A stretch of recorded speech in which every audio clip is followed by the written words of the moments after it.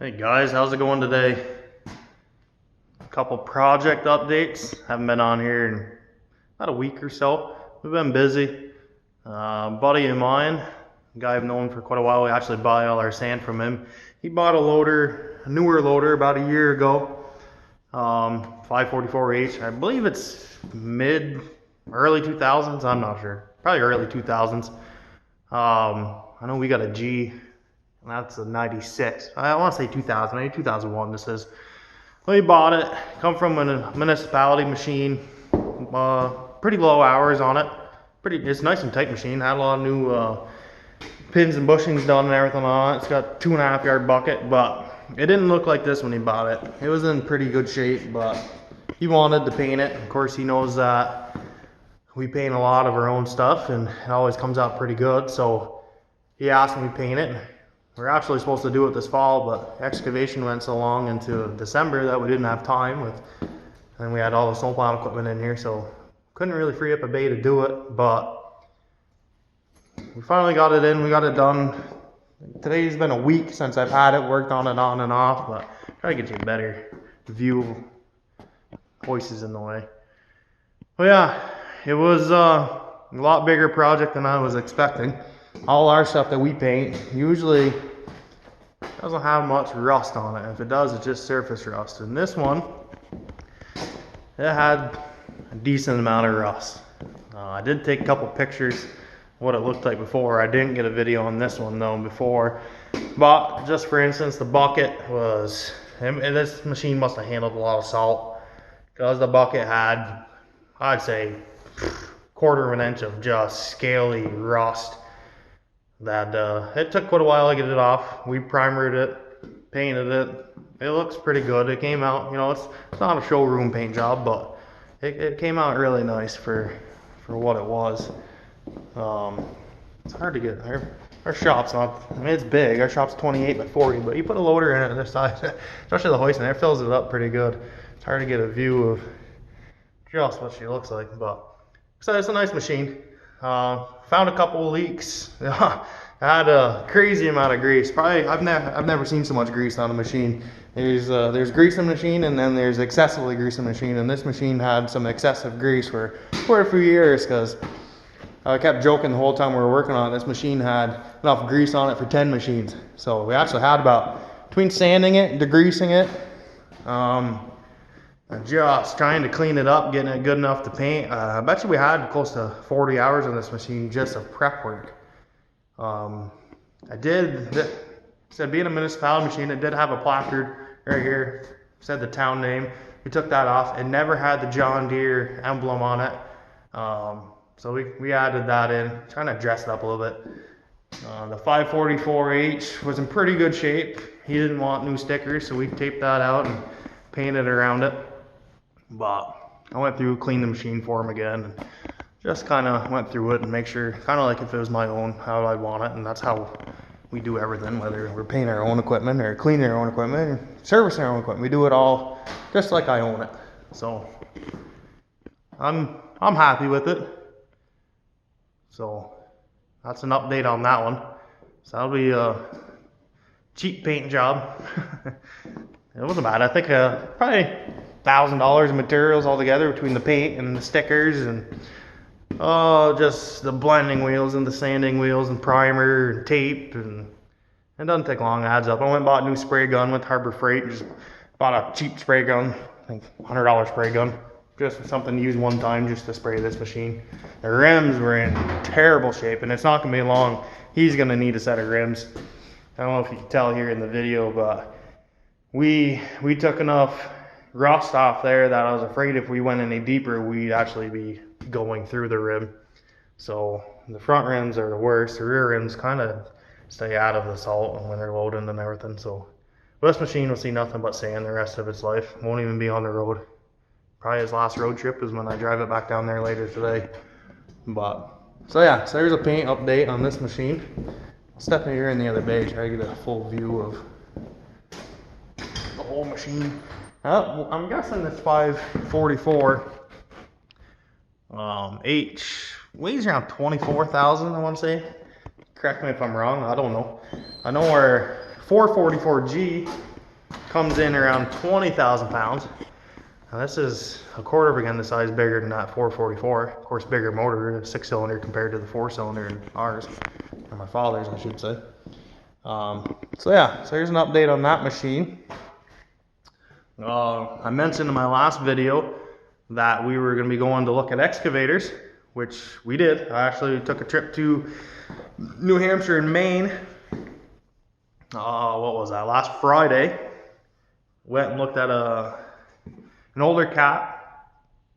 I guess this equipment dealer, probably had like 10 machines, 10 excavators, some loaders, a couple haul trucks, a little bit of everything. A lot of backhoes, which I'm not a fan of backhoes, but they're handy in certain spots, I guess. So I looked at, there was an older cat. It was a 97 311 one owner machine, brand new undercarriage, 4,500 hours on it, 100% brand new undercarriage. Everything worked on it. Whoever had this machine took excellent care of it. AC, lights, everything was just, it was a nice machine. Problem is, it's a 97. You know, it's got some age on it. And I want, not that that probably wouldn't be a good machine, but it'd probably be a good backup machine. So I also looked at a 2011 link belt 135 spin ace, about the same size as the 311 from what I could see, same weight class, about 29,000 and some change, almost 30,000 pound machine. But this obviously is a lot newer. I've never operated a link belt, pretty much been in every other machine other than a link belt, but it was smooth, it was nice. Hydraulic thumb, heat AC pattern controller. That one was 3,200 hours. What else that one have? That one's got a brand new undercarriage also. Recently been painted, which I don't really like buying machines that have been painted, but it kind of covers up maybe what somebody else did. But I ran the machine for a little bit and it seemed to be good. So after discussing it with my wife and kind of figuring out my plans on how this business is going to go, and this business is actually, the excavation side is just tremendous. Every year, we've never advertised, and every year we're booked up, busy. Just when you think you might have a little bit of a downtime, you get swamped again. So this year we actually went out and advertised a little bit. So we're hoping that, which it might be a good thing, it might not be a good thing. It might be too busy, but you know, I don't know if you can ever be too busy. But when you're pretty much doing a one-man show, it might be a little overwhelming. But whatever, we'll handle it. Not a big deal. So, but the machine I ended up going with was the newer machine, the 2011 link belt. Just did all the final paperwork on it. Hopefully that'll be sitting in the yard here. If everything goes well, they can get it here sometime next week. I can get you a video on that one too. Should be a good machine. Like I said, I had a 307, which I mean, it was a great machine. I bought it as a startup machine. And within probably 2 years, I outgrew that machine, where I still had it, just it wasn't going on jobs very often because I needed bigger equipment. So I spent more time renting equipment than running my own. And you start paying, you know, $4,000 a month on rent on a 30,000 pound plus machine. And it doesn't take long to figure out that if you're paying that kind of money, you can own it a lot cheaper than renting it. Now, the only downfall, which you guys that run equipment or own your own business know, that when you own something, it's 100% your responsibility. You're renting a piece of equipment, and swing motor goes, hydraulic pump, even as simple as a hose. I mean, I've had hoses blow on excavators and dozers and stuff when I'm renting them, that I don't take the time to call anybody to have their service man come fix it. I'll take the hose off and fix it myself, and they just take that off the rent at the end of the day. But when you own a machine, you know that you're 100% responsible for everything. So like this link belt, you're gonna spend upwards of $70,000 probably. Anyway, if you're gonna buy something decent nowadays, that's gonna last you a little bit, that has a good undercarriage on it, that's the stick has been repinned, or the stick is nice and tight, and there's no play in the machine, and it's just you can go work that machine with very minimal downtime. Hopefully. You're gonna have to spend upwards of $50,000 or better to get that machine, unless you come across a steal where somebody's getting out of the business and you can buy that machine cheap just because they're getting out of the business. But to me, I don't want to go buy a $40,000 machine and turn around and put $10,000 to $15,000 in it right when that machine should be working. So, you know, sometimes you might be better off spending a little bit more money, just save the headache. So, yeah, so that's a couple of updates, what's been going on. We'll have a video coming up, hopefully, probably by next week, of the Western Star. I know we mentioned last video too, we're going to be making some changes on that. That's actually down in my buddy's garage. Seems I was working on this. We did rear drums, rear shoes, a couple wheel seals, air chambers. What else did I do? Let's see. There's been so much going on here in the last week. It's hard to keep track of everything. That one I ordered new stacks for it. Had 6-inch stacks on it that I put resonators in. I just wanted a different look to the truck and wanted to get them actually the noise higher up in the air because it exits right by your ear on both sides. So actually we're in the process, we're narrowing the headache rack on that right now and moving the tarp motor and tarp arms and everything out of the way, relocating all that. So we'll narrow that up. We'll have new stacks going on. That should be here in the beginning of next week. And then we'll paint the box and frame and everything on that one again, and that one will be ready to roll. I've had people calling. Actually, I got 2 jobs to look at today, driveway jobs, but nobody's open for stone yet, which it's understandable. It's March. What is it, March 23rd maybe today, 24th? I don't know. So, you know, but that's the way it goes. When the snow starts melting, and it's like 70 degrees here today, people want to get rolling, but they don't understand that most times we still have a foot of snow on the ground right now. So we're kind of ahead of the game, but I want to be all set up. Hopefully by the end of next week, we'll have everything good to go, and hopefully the quarries open up and we can start doing some of these jobs we can actually get on.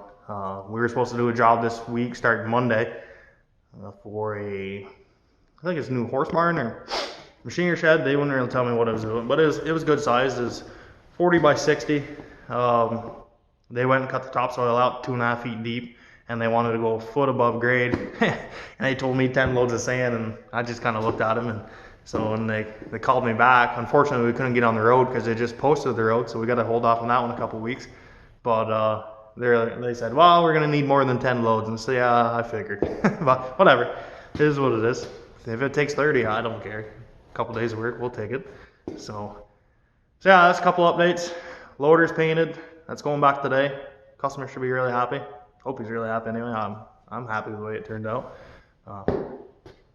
Excavator's on its way, hopefully, and dump truck's getting worked on. So I'll do some videos on the dump truck probably next week, and we'll get a little walk around on the new excavator when it gets here. And I think I ordered a new GoPro. I had an old one.